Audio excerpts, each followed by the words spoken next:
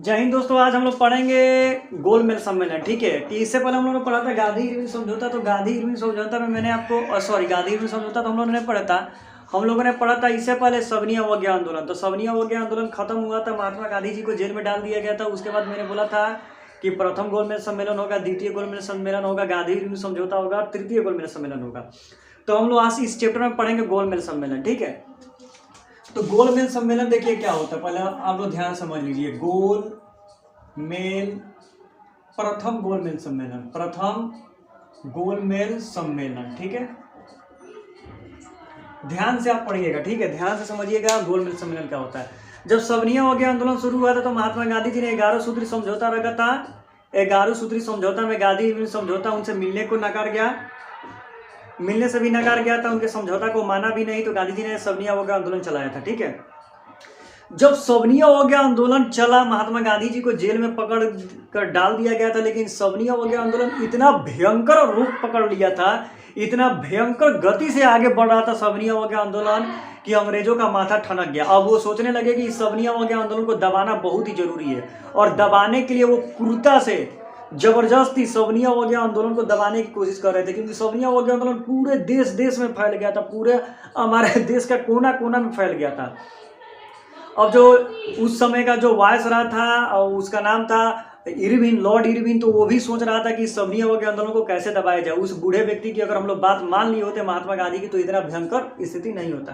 क्योंकि सविनय अवज्ञा आंदोलन इतना भयंकर रूप ले लिया था कि अब अंग्रेजों को लग रहा था कि अगर ये आंदोलन को खत्म नहीं किया गया, अगर इस आंदोलन को शांत नहीं किया गया, तो ज्यादा दिनों तक हम भारत पर हुकूमत नहीं करेंगे, राज्य नहीं करेंगे। तो इसी सिलसिले में क्या किया गया कि प्रथम गोलमेज सम्मेलन का आयोजित किया गया। देखिए, प्रथम गोलमेज सम्मेलन, द्वितीय गोलमेज सम्मेलन और तृतीय गोलमेज सम्मेलन से बहुत इंपॉर्टेंट क्वेश्चन पूछता है, यूपीएससी में भी पूछता है, बहुत चीज में पूछता है। तो आपको ये ध्यान से पढ़ना है। ठीक है, तो इसी को सविनय अवज्ञा आंदोलन को शांत करने के लिए, इसको दबाने के लिए क्या किया गया, तो प्रथम गोलमेज सम्मेलन आयोजन किया गया कि किस तरह इसको दबाया जाए। प्रथम गोलमेज सम्मेलन का जो आयोजन था वो देखिए कब हुआ था। ये आपका शुरू हुआ था 12 नवंबर 1930। याद रखिएगा, सविनय अवज्ञा आंदोलन 12 नवंबर 1930। कभी कभी डेट भी पूछ देता है कि प्रथम गोलमेज सम्मेलन कब हुआ था, तो हमको याद रहेगा कि 1930 में हुआ था, लेकिन डेट भी पूछ देता है, टाइम कि कब हुआ था, तो 12 नवंबर 1930 ईस्वी को।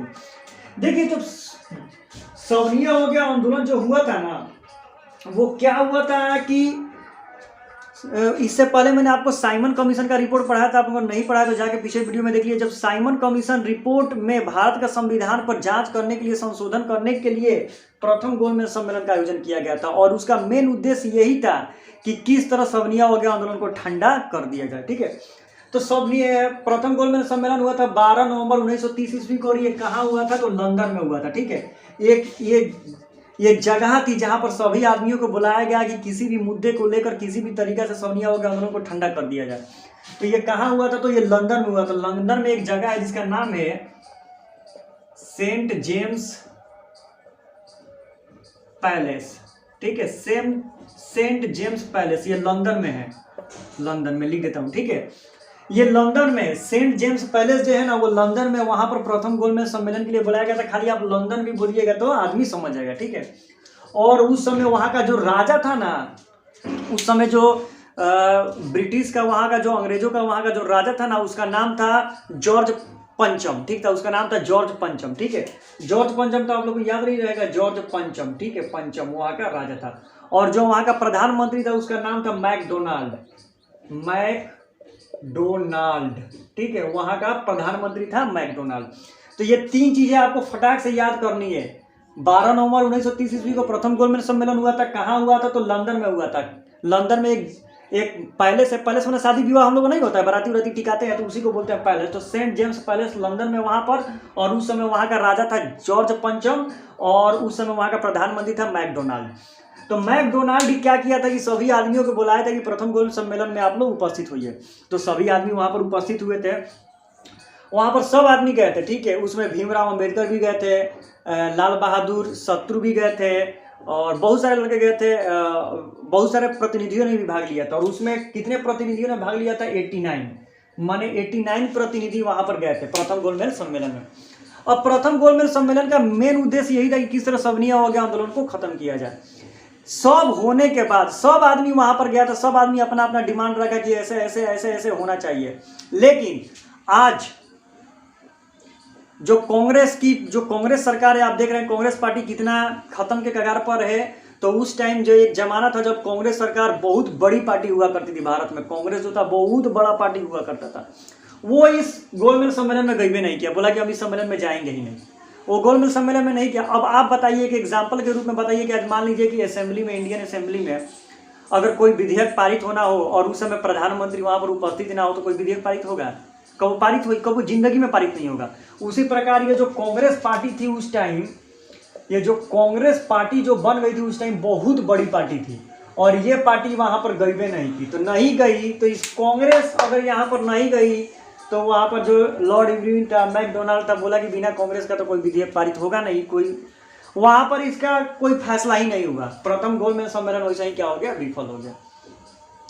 प्रथम गोलमेज सम्मेलन करने का मैकडोनाल्ड का यही उद्देश्य था कि किस तरह सवर्ण अवज्ञा आंदोलन को खत्म किया जाए। लेकिन 15 नवंबर 1930 ईस्वी को सब आदमी गया, लाल बहादुर शास्त्री भी गए, उसके बाद आपका भीमराव अंबेडकर भी गए, मोहम्मद अली जिन्ना भी गए, आंग खान भी गए, सब आदमी वहां पर गया। लेकिन कांग्रेस का एक भी आदमी वहां पर नहीं पहुंचा था। जब इतना बड़ा पार्टी का एक आदमी भी नहीं पहुंचेगा तो सम्मेलन कोई सम्मेलन रहेगा, उस सम्मेलन का हो गया विफल हो गया।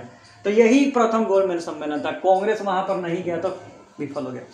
अब इसे इंपॉर्टेंट क्वेश्चन पूछेगा कि प्रथम गोलमेज सम्मेलन कहाँ हुआ था? तो प्रथम गोलमेज सम्मेलन हुआ था लंदन में। अगर डीपली पूछे तो आप बता सकते हैं सेंट जेम्स पैलेस लंदन में। उस समय वहां का राजा कौन था? तो जॉर्ज पंचम था। और उस समय वहां का प्रधानमंत्री कौन था? किसकी अध्यक्षता में हुई थी? वहां पर उस समय अध्यक्ष यानी प्रधानमंत्री था मैकडोनाल्ड, ठीक है। और सब कोई पता है कि हुआ था। और इसमें कौन कौन आदमियों ने भाग लिया था? तो प्रथम गोलमेज सम्मेलन में लाल बहादुर शास्त्री और भीमराव अंबेडकर ने भाग लिया था। यह आंदोलन विफल क्यों हो गया? तो ये गोलमेज सम्मेलन विफल क्यों हो गया? तो विफल इसलिए हो गया क्योंकि कांग्रेस के किसी भी प्रतिनिधि ने वहां पर भाग नहीं लिया था।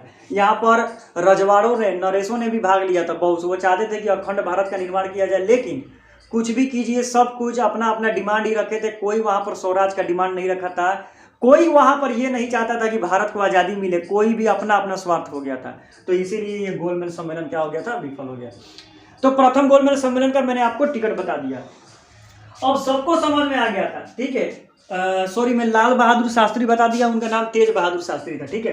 तो ये देखिए अब क्या हुआ था, अब सबको समझ में आ गया, ठीक है। जितने भी आदमी थे सबको समझ में आ गया कि सवर्ण अवज्ञा आंदोलन भयंकर रूप ले लिया है, अब ये रुकने वाला नहीं है। इसके लिए किसी भी तरफ जो महात्मा गांधी है उनको रिहा करना जरूरी है। जब तक वो बूढ़ा गांधी रिहा नहीं होगा तब तक इस सवर्ण अवज्ञा आंदोलन रुकना जरूरी है, क्योंकि महात्मा गांधी को सवर्ण अवज्ञा आंदोलन में जेल में भर दिया गया था। तो क्या हुआ कि उस समय एक समझौता हुआ, ठीक है, उसका नाम था गांधी इरविन समझौता। गांधी इरविन समझौता, ध्यान से पढ़िएगा, ठीक है। ये बहुत ही इंपॉर्टेंट है, अगर आप ध्यान से इसको पढ़िएगा तो आगे चलकर आप ही को फायदा होगा, ठीक है। तो गांधी इरविन समझौता में देखिए मैं आपको क्या बताता हूं। ये गांधी इरविन समझौता, इसका नाम कैसे पड़ा? प्रथम गोलमेज सम्मेलन विफल हो गया। मैकडोनाल्ड समझ गया कि जब तक महात्मा गांधी जेल से बाहर नहीं निकलेंगे, जब तक वो नहीं करेंगे, जनता अपना वापस लेगी नहीं आंदोलन। तो इसीलिए उस समय हिंदू महासभा जो था उस समय वहां पर दो नेता बहुत विख्यात थे। एक थे तेज बहादुर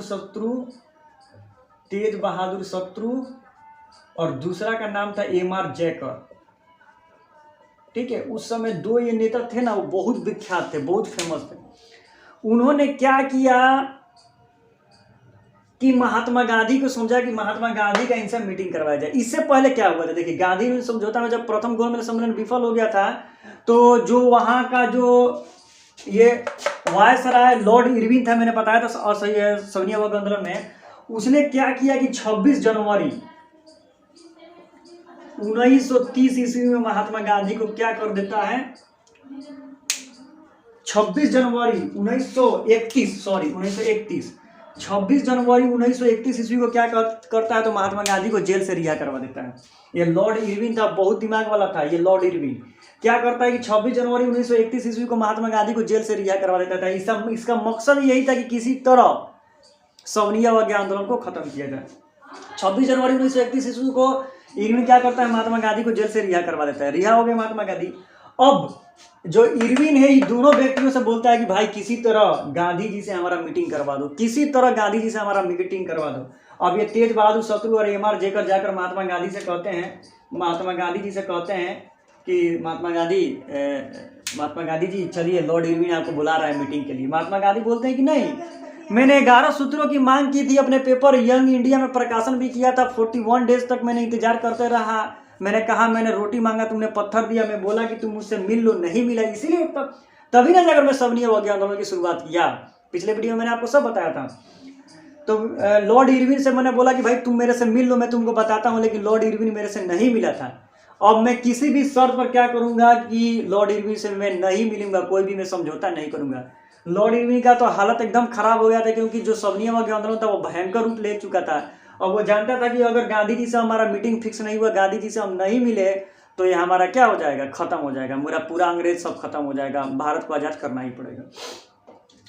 तो गांधी इरविन समझौता बार बार आके इनसे रिक्वेस्ट किए, ये इनसे रिक्वेस्ट करता था और ये क्या करते थे, इनसे रिक्वेस्ट करते थे कि महात्मा गांधी प्लीज मीटिंग कर लीजिए, मीटिंग कर लीजिए। महात्मा गांधी जी थोड़े दरिया दिल इंसान बोले कि चलो ठीक है मैं मीटिंग कर लेता हूँ। ये तेज बहादुर शत्रु और एम आर जेकर के प्रयास से महात्मा गांधी और इरविन के बीच बातचीत शुरू हुआ। ठीक है, बातचीत होना शुरू हुआ और इनके बीच एक समझौता हुआ। इसी समझौता को कहा जाता है गांधी इरविन समझौता। और ये समझौता कहाँ हुआ था, तो दिल्ली में हुआ था, याद रखिएगा, दिल्ली में। इसीलिए इस समझौता को गांधी इरविन समझौता को दिल्ली समझौता भी कहा जाता है, याद रखिएगा। ठीक है, कभी कभी पूछ देता है कि दिल्ली समझौता से क्या समझते हो, तो समझिए गांधी इरविन समझौता ही था। एम आर जेकर के प्रयासों और तेज बहादुर शत्रु के प्रयास से महात्मा गांधी और इरविन के बीच एक समझौता हुआ, जिसे गांधी इरविन समझौता कहा जाता है। इन लोगों ने इनसे बातचीत करना शुरू कर दिया और बातचीत शुरू करने के बाद 5 मार्च 1931 को, ये डेट याद रखिएगा, 5 मार्च 1931 ईस्वी को गांधी और इरविन के बीच एक समझौता हुआ। इसी समझौता को गांधी इरविन समझौता के नाम से जाना जाता है। महात्मा गांधी जी ने बोला कि मैं सवनीय अवज्ञा आंदोलन वापस ले लूंगा, लेकिन मेरी कुछ शर्तें हैं। गांधी जी ने इरविन से बोला, इरविन ने बोला कि जी हुजूर आप जो शर्त बोलिएगा मैं शर्त मानने के लिए तैयार हूँ, आप अपना सवनीय अवज्ञा आंदोलन को वापस ले लीजिए। बोला कि ठीक है मैं सवनीय अवज्ञा आंदोलन वापस ले लूंगा, बताओ तुम्हारी क्या शर्तें हैं। महात्मा गांधी जी से बोला कि ठीक है, महात्मा गांधी बोले कि ठीक है मेरी कुछ शर्तें, आप उस शर्त को मान लीजिए, मैं बता देता हूँ, मैं उन शर्तों को पूरा कर दूंगा। महात्मा गांधी जी ने बोला, महात्मा गांधी जी ने क्या शर्त रखा, याद से सुनिए। महात्मा गांधी जी ने बोला कि जितने भी सवनीय अवज्ञा आंदोलन या कोई भी आंदोलन है, जितने भी आपने बंदियों को कैदी करके रखा है सबको रिहा कर दिया जाए, जिस पर हिंसा का आरोप ना हो। याद रखिएगा, हिंसा हिंसा हिंसा हिंसा 50 साल बोल रहे हैं हिंसा, क्यों, क्योंकि यही आगे चलकर बवाल मचाएगा, यही आगे चलकर इतना बवाल मचाएगा ना, फर्स्ट याद रखिएगा। महात्मा गांधी ने कहा कि उन कैदियों को रिहा कर दिया जाए, सभी कैदियों को रिहा कर दिया जाए जिस पर हिंसा का आरोप ना हो। इरविन बोला ठीक है रिहा कर दिया। दूसरा का समुद्र तटीय किनारे पर सभी लोग कानून नमक बनाएंगे, कोई उनसे टैक्स नहीं लिया जाएगा। इरविन बोला चलो मान लिया। फिर बोले कि वस्त्र और शराब की दुकान पर महिलाएं शांतिपूर्वक धरना देंगी। इरविन बोला चलो ये भी मैंने मान लिया। उसके बाद क्या बोले, उसके बाद बस यही रखे, ज्यादा नहीं गए। तो इरविन ने बोला कि ठीक है मैं आपको ये शर्त मान लेता हूँ, ठीक है महिलाएं शराब के दुकान पर धरना देंगी और उसके बाद सभी कैदियों को मैं रिहा कर दूंगा जिस पर हिंसा का आरोप ना हो, समुद्र के तटीय किनारों पर आप नमक बना सकते हैं, कोई टैक्स नहीं लगेगा। बोले ठीक है। और इस समझौता जो समझौता हुआ था 5 मार्च 1931 ईस्वी को, ये समझौता में गांधी जी ने यही डिमांड किया था, ठीक है। और ये इरविन बोला कि ठीक है मैं मान लेता हूँ। इरविन और गांधी जी का लेखा पत्र सब हो गया, स्टाम्प वगैरह लग गया, हो गया, ठीक है। गांधी जी ने बोला चलो मैं सवनीय अवज्ञा आंदोलन वापस लेता हूँ। गांधी जी ने सवनीय अवज्ञा आंदोलन वापस ले लिया। लेकिन इरविन ये भी बोला कि ठीक है मैंने आपके सब बात माना, आप मेरा एक बात मान लीजिए, आप जो मैं द्वितीय गोलमेज सम्मेलन जो रख रहा हूँ आप उसमें आइएगा, ठीक है, क्योंकि आप आइएगा तभी जाकर कुछ फैसला निकलेगा। क्योंकि जानता था कि बहुत बड़ा पार्टी कांग्रेस से बिलोंग करते हैं, अगर ये आ जाएंगे तो पूरा समस्या का हल निकल जाएगा। महात्मा गांधी बोले ठीक है मैं द्वितीय गोलमेज सम्मेलन में आऊँगा, जितना मेरी शर्तें हो तुम मान लो। ये शर्त मान लिया। अब देखिए ये क्या बोला है कि जितने भी, महात्मा गांधी जी ने क्या बोला था, जितने भी कैदी हैं, बंदियां हैं, सबको रिहा कर दो जिस पर हिंसा का आरोप ना हो। अगर महात्मा गांधी वही बोल दिए होते कि जितने भी कैदी हैं तुम सबको रिहा कर दो, तो आज क्या होता है सब आदमी जानते हैं। 31 मार्च 1931 को क्या हुआ था, कोई बताएगा? 23 मार्च 1931 को क्या हुआ था? तो 23 मार्च 1931 को भगत सिंह, सुखदेव और राजगुरु को फांसी पर चढ़ा दिया गया था। अगर गांधी जी ने वो बात कह दी होती कि सभी बंदियों को रिहा कर दिया जाए, तो आज भगत सिंह, राजगुरु और सुखदेव क्या होते हैं, फांसी पर नहीं चढ़े होते।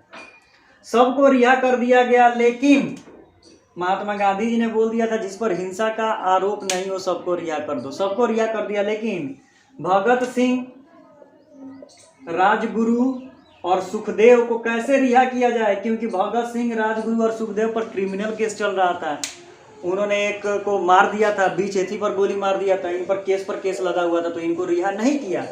और इसी कारण 23 मार्च 1931 ईस्वी को सुखदेव, राजगुरु और भगत सिंह को फांसी पर लटका दिया गया। और लोगों ने इसका बड़ा जोड़ों तोड़ से इसका विरोध किया था।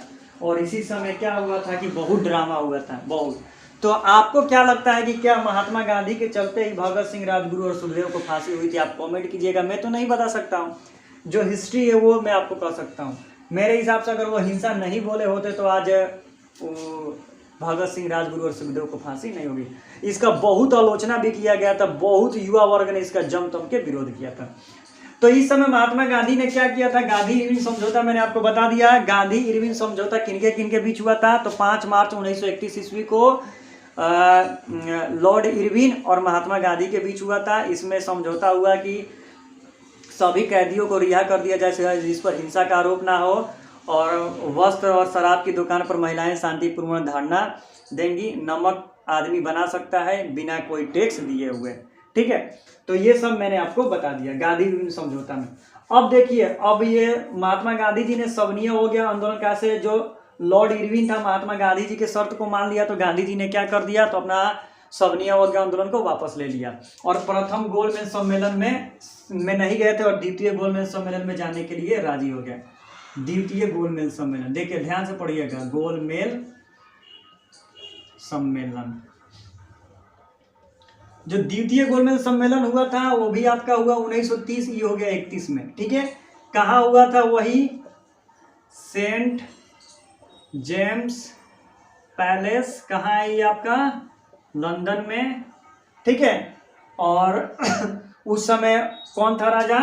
तो वही था जॉर्ज पंचम, और वहाँ का अध्यक्षता किसने की थी? तो मैकडोनाल्ड ने उसकी अध्यक्षता की थी। ठीक है, तो द्वितीय गोलमेज सम्मेलन बहुत भयंकर गोलमेज सम्मेलन था। यहाँ पर देखिए, यहाँ पर बहुत चीजें निकल के आएंगी। द्वितीय गोलमेज सम्मेलन प्रथम 1930, दूसर का 1931, तीसर का 1932, 30, 31, 32 एकदम याद रखिएगा। मैकडोनाल्ड कहाँ हुआ था? लंदन में हुआ था। तो द्वितीय गोलमेज सम्मेलन में महात्मा गांधी जी को बुलाया गया। तो महात्मा गांधी के लिए स्पेशल एक जहाज बनाया गया जिसका नाम था SS राजपूताना। ये बहुत क्वेश्चन पूछा था कि द्वितीय गोलमेज सम्मेलन में महात्मा गांधी गए थे, किस जहाज से गए थे? SS राजपूताना, ये जहाज का नाम था। इसी जहाज से महात्मा गांधी गए थे लंदन। ठीक है, और उस समय इनके साथ एनी बेसेंट और मदन मोहन मालवीय भी गए थे, लेकिन वो अपना निजी खर्चा किया था। ठीक है, अपने खर्चे पर गए थे और वहाँ पर जाके महिलाओं के लिए आवाज़ उठाई थी। ठीक है, तो ये भी याद रखिएगा कि महात्मा गांधी जी के साथ कौन कौन गए थे? तो मदन मोहन मालवीय और एनी बेसेंट अपने निजी खर्चे पर गए थे और जाकर महिलाओं के लिए आवाज़ उठाई थी। ठीक है, तो महात्मा गांधी लंदन गए थे SS राजपूताना नामक जहाज से। ठीक है, अब द्वितीय गोलमेज सम्मेलन में क्या हुआ था कि सभी आदमी वहां पर बैठक हुए थे। वहां पर किन्होंने ने भाग लिया था? तो वहां पर भीमराव अंबेडकर भी थे, तेज बहादुर शत्रु भी थे, महात्मा गांधी भी थे। ठीक है, सभी आदमियों ने वहां पर भाग लिया था। वहां पर मोहम्मद अली जिन्ना ने भी भाग लिया था। ठीक है, तो इतने आदमी वहां पर भाग लिए थे। ठीक है, सभी आदमी वहां पर गए थे, सभी आदमियों ने वहां पर भाग लिया था और ये सम्मेलन हुआ। ठीक है, ये सम्मेलन हुआ, लेकिन यहाँ पर एक अड़चन क्या आ गई? तो देखिए, यहाँ पर एक अड़चन इसलिए आ गई क्योंकि यहाँ पर भीमराव अंबेडकर गए थे। तेज बहादुर शास्त्री भी गए थे, ठीक है, और वो जानते हैं जिन्ना साहब भी गए थे, ठीक है, सब बातचीत हुआ, ठीक है। और कांग्रेस के एक प्रतिनिधि के रूप में महात्मा गांधी जी गए थे। लगा था कि ये सम्मेलन सफल हो जाएगा, लेकिन ये सम्मेलन भी विफल हो गया। इसलिए विफल हो गया क्योंकि भीमराव अंबेडकर ने कहा कि दलितों के लिए अलग निर्वाचन मंडल बनाया जाए।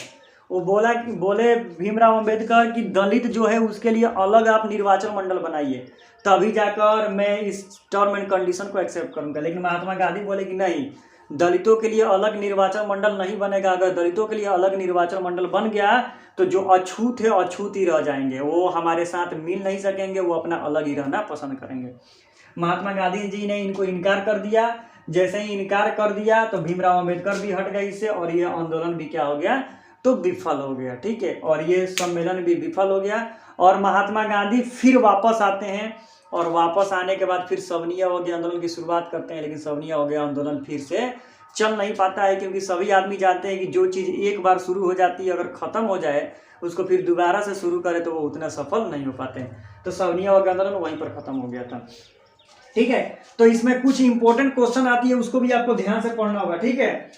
तो देखिए, मोरेस एक व्यक्ति था इंग्लैंड का, इसका नाम था फ्रैंक मोरेसेस, याद रखिएगा, फ्रैंक मोरेसेस, ठीक है। वो एक व्यक्ति था इंग्लैंड का, फ्रैंक मोरेसेस। उसने महात्मा गांधी को अर्धनंगा फकीर कहा था। ये द्वितीय गोलमेज सम्मेलन में जब गए थे ना, तो आधा जानते हैं कि धोती और उसी धोती को ओढ़ते थे, तो नंगा की तरह थे। तो फ्रैंक मोरेसेस ने महात्मा गांधी को अर्धनंगा फकीर कहा था द्वितीय गोलमेज सम्मेलन में, ठीक है। दूसरा क्वेश्चन हो जाएगा कि मिस्टर चर्चित ने गांधी को देशद्रोही कहा था। चर्चित था, उसने महात्मा गांधी को देशद्रोही कहा था, ठीक है। याद रखिएगा कि महात्मा गांधी को द्वितीय गोलमेज सम्मेलन में किसने देशद्रोही कहा था, तो मिस्टर चर्चित ने। और महात्मा गांधी को किसने अर्धनंगा फकीर कहा था, तो फ्रैंक मोरेसेस ने, ठीक है। द्वितीय गोलमेज सम्मेलन को मैं फिर से रिपीट कर देता हूँ। द्वितीय गोलमेज सम्मेलन 1931 को हुआ था, लंदन में हुआ था। उसकी अध्यक्षता मैकडोनाल्ड ने की थी। और महात्मा गांधी को अर्धनंगा फकीर किसने कहा था फ्रैंक मोरेसेस ने। और महात्मा गांधी को देशद्रोही किसने कहा था, तो मिस्टर चर्चित ने। महात्मा गांधी किस जहाज से गए थे, तो एसएस राजपूताना नामक जहाज से गए थे। उनके साथ साथ और कौन गए थे, तो मदन मोहन मालवीय गए थे और एनी बेसेंट गए थे, लेकिन अपने निजी खर्चे पर गए थे। यह आंदोलन विफल क्यों हो गया, क्योंकि यहाँ पर भीमराव अंबेडकर ने दलितों के लिए अलग निर्वाचन मंडल की बात कह दी थी। तो महात्मा गांधी ने कहा था कि नहीं, अगर अलग निर्वाचन मंडल बता दिया जाए तो अछूत ही रह जाएंगे, आगे नहीं बढ़ पाएंगे, हम लोग के साथ नहीं मिल पाएंगे। तो इसलिए आंदोलन विफल हो गया, ठीक है। तो आंदोलन ये विफल हो गया। तो मैंने आपको पूरा इस चीज़ के बारे में आपको डीपली बता दिया। तो आपको जहां समझ में नहीं आया फिर से कमेंट कीजिए। अब हम लोग दूसरा गोलमेज सम्मेलन पढ़ेंगे, तो उसमें देखते हैं कि क्या क्या पूछा जाता है। तो यही है कि छोटा सा प्रथम गोलमेज सम्मेलन, द्वितीय गोलमेज सम्मेलन था। तो थैंक यू, जय हिंद दोस्तों। अब देखिए तृतीय गोलमेज सम्मेलन में क्या होता है, तो देखिए मैं आपको बताता हूँ। जो तृतीय गोलमेज सम्मेलन, ठीक है, आप समझ आते हैं। तो तृतीय गोलमेज सम्मेलन कब हुआ था, तो 1932 ईस्वी में हुआ था। कहाँ हुआ था, तो ये भी लंदन हुआ था, उसी जगह पर सेंट जेम्स पैलेस में। अध्यक्ष इसके कौन थे, तो वही थे मैकडोनाल्ड, ठीक है। तो देखिए तृतीय गोलमेज सम्मेलन क्या हुआ था। तृतीय गोलमेज सम्मेलन में फिर पार्टियों को बुलाया गया। तो महात्मा गांधी द्वितीय गोलमेज सम्मेलन में विफल हो गए थे, सबरिया वगैरह आंदोलन की शुरुआत की थी, तो उनको पकड़ के जेल में डाल दिया गया। अब कांग्रेस ने भाग ही नहीं लिया, और मुस्लिम लीग के जो अध्यक्ष उस टाइम थे मोहम्मद अली जिन्ना, उनको भी बुलाया ही नहीं गया। तो एकमात्र भीमराव अंबेडकर गए थे तृतीय गोलमेज सम्मेलन में। तृतीय गोलमेज सम्मेलन में बी.आर. अम्बेडकर साहब गए थे। तो बी.आर. अम्बेडकर साहब जैसे ही तृतीय गोलमेज सम्मेलन में गए थे, तो उन्हीं के आदेश पर भारत सरकार अधिनियम 1935 पारित हुआ, ठीक है। भारत सरकार अधिनियम 1935 क्या है, इस पर मैं डीपली में आपको पढ़ाऊंगा। तो देखिए अब इस पर क्वेश्चन बनता है, ध्यान से पढ़िएगा। गांधी भी समझौता मैंने आपको बता दिया, प्रथम गोलमेज सम्मेलन, द्वितीय गोलमेज सम्मेलन, तृतीय गोलमेज सम्मेलन। क्वेश्चन पूछेगा, देखिए प्रथम, इस तरह प्रथम याद रखिए, इस तरह द्वितीय याद रखिए, इस तरह तृतीय याद रखिए। प्रथम गोलमेज सम्मेलन कब हुआ था, 1930 में, ये हो गया 1931 में, ये हो गया 1932 में। याद रखिएगा इसकी अध्यक्षता किसने की थी। सब कहाँ हुआ था, तो सब लंदन में हुआ था। कहाँ हुआ था, लंदन। अध्यक्षता इसी किसने की थी, मैकडोनाल्ड ने। किसने की थी, मैकडोनाल्ड ने, ठीक है, की थी ना। अब याद रखिए ध्यान से, ये तो इंपॉर्टेंट क्वेश्चन है, ठीक है। अब देखिए प्रथम गोलमेज सम्मेलन में कौन कौन ने भाग लिया था, तो प्रथम गोलमेज सम्मेलन में भीमराव अंबेडकर, मोहम्मद अली जिन्ना और तेज बहादुर शास्त्री, इन्होंने भाग लिया था, ठीक है। प्रथम गोलमेज सम्मेलन में भीमराव अंबेडकर, मोहम्मद अली जिन्ना, तेज बहादुर शास्त्री आदमियों ने भाग लिया था, ठीक है। इसमें द्वितीय गोलमेज सम्मेलन में महात्मा गांधी, मोहम्मद अली जिन्ना और भीमराव अंबेडकर। तृतीय गोलमेज सम्मेलन में किसने भाग लिया था, तो खाली भीमराव अंबेडकर। खाली किसने भाग लिया था, बी आर अम्बेडकर, ठीक है। इसमें बी आर अम्बेडकर, मोहम्मद अली जिन्ना ने भाग लिया था, और इसमें सभी ने भाग लिया था, भीमराव अंबेडकर, मोहम्मद अली जिन्ना और गांधी, ठीक है। तो ये क्वेश्चन पूछता है, इस तरह ही पूछता है कि किस गोलमेज सम्मेलन में महात्मा गांधी ने भाग लिया था, तो द्वितीय गोलमेज सम्मेलन में। किस सम्मेलन में भीमराव अंबेडकर ने भाग लिया था, तो प्रथम गोलमेज सम्मेलन, द्वितीय गोलमेज सम्मेलन और तृतीय गोलमेज सम्मेलन में। किस गोलमेज सम्मेलन में मोहम्मद अली जिन्ना ने भाग लिया था, तो प्रथम गोलमेज सम्मेलन में और प्रथम गोलमेज सम्मेलन में और द्वितीय गोलमेज सम्मेलन में, याद रखिएगा, ठीक है। प्रथम गोलमेज सम्मेलन में भीमराव अंबेडकर, मोहम्मद अली जिन्ना, तेज बहादुर शास्त्री आदि व्यक्तियों ने भाग लिया था। द्वितीय गोलमेज सम्मेलन में भीमराव अंबेडकर, मोहम्मद अली जिन्ना और महात्मा गांधी ने भाग लिया था, और तृतीय गोलमेज सम्मेलन में श्री भीमराव अंबेडकर ने भाग लिया था। तो ये जो द्वितीय गोलमेज सम्मेलन था, इसमें महात्मा गांधी वाला घुमा के बहुत पूछता है। प्रथम गोलमेज सम्मेलन, द्वितीय गोलमेज सम्मेलन, तृतीय गोलमेज सम्मेलन कहाँ हुआ था, तो लंदन में हुआ था, मैकडोनाल्ड की अध्यक्षता में हुआ था, 1930, 31, 32 में हुआ था। तो मैंने सब चीज आपको बता दिया, ठीक है। गोलमेज सम्मेलन खत्म हो गया, और कोई भी कमेंट हो आप कमेंट कीजिए, मैं रिप्लाई दूंगा। तो थैंक यू।